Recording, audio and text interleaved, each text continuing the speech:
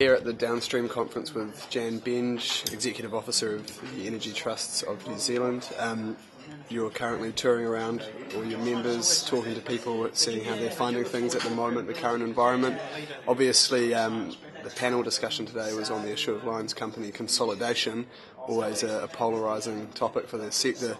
I mean, what's your view on the issue? And I mean, perhaps thinking about some of the things that got mentioned this morning. Well, I think, my view represents the views of the trusts, and they would say, well, where's the problem? Is there really an issue here? And is it an issue with lines companies, or is there really an issue with retailers? Because what we're talking about at the end of the day is price to the consumer. And if you look at the prices of lines companies, they've managed to keep their prices in real terms reasonably constrained, compared to quite major increases by the retail companies. Sure. You hear a lot about economy of scale benefits and things for the argument pro-consolidation. I mean, from your point of view, what are the advantages of actually keeping the trust model? Well, the trust model provides a real link back to communities, so the infrastructure is matched to community need, and the owners are the communities, and that is a benefit because the consumers from those communities, they themselves don't want to pay over the top for their lines charges. Sure.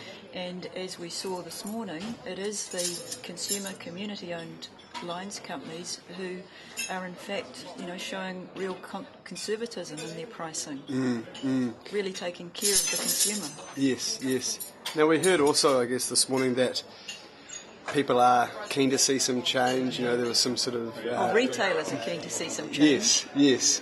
But I think MED signalled that they're aware of the issue, certainly the authorities having a look at it or plan to it in some respects.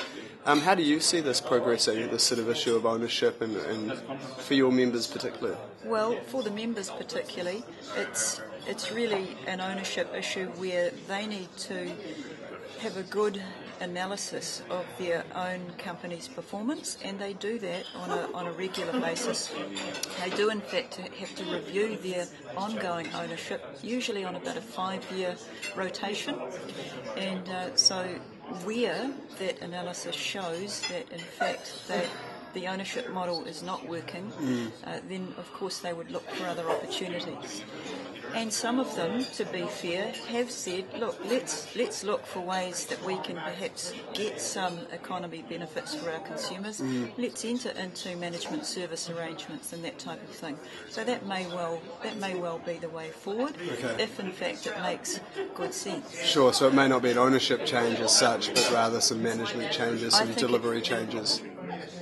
That's right. It's very unlikely to be an ownership change from the owner's point of view unless there's a real value equation in there for the consumer beneficiaries. There has to be a value equation, and it's got to be on the positive side for the owners to want to make a change. But you're not seeing that point at the moment? We are not at that point at the moment. Okay.